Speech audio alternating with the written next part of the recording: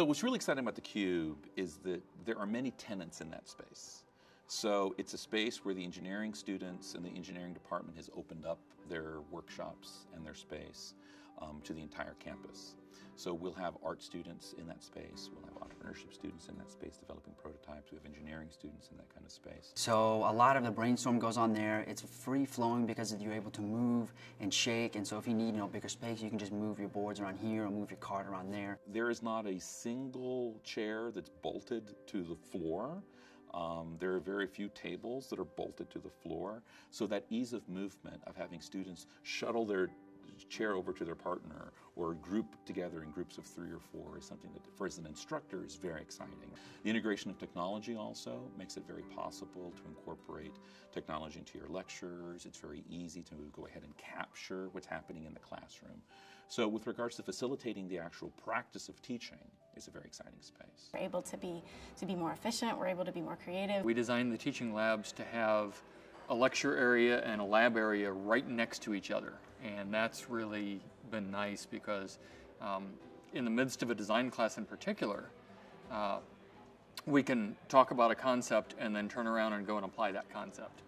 And we just don't have limitations based on our facilities here.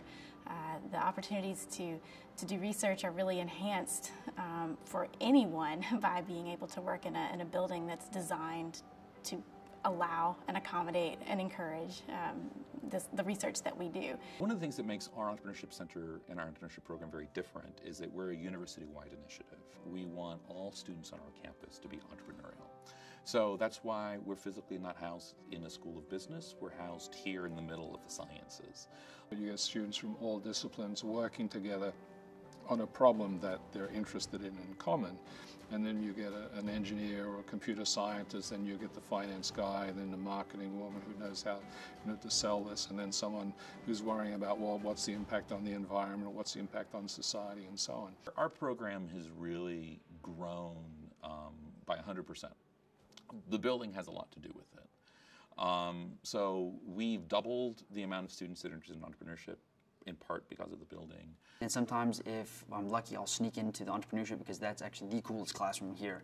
It's a very sort of open sort of ideation room where students can throw ideas up on walls or take out the Nerf guns and shoot them at each other or pull out the Play-Doh and begin to sort of play with it.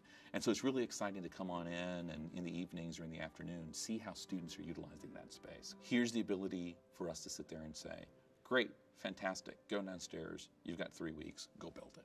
So our senior design project is to build a tour guide robot that will give tours to prospective students and their families of the CSI building itself. We're also trying to get specialized tours for each department.